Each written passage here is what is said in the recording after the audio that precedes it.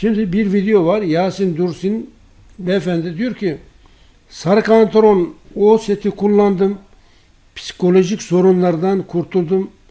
Hocam iyi ki varsınız. Allah sizden razı olsun diyor. Daha önce antidepresan vesaire kullanmış.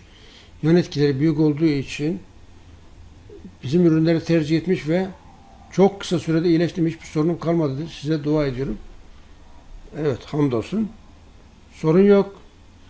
Gökçek var, problem yok. Zülal Hanım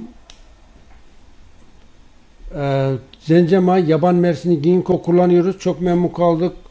Size inanıyoruz. Teşekkürler demiş. Gönül Hanım 2 aydır yoğun bir şekilde gripal enfeksiyon vardı. Öksürük, göğüs ağrısı, geniz akıntısı vesaire nedeniyle Afrika sardunyası kullandım. Herkese tavsiye ederim. Hiçbir rahatsızlığım kalmadı maşallah.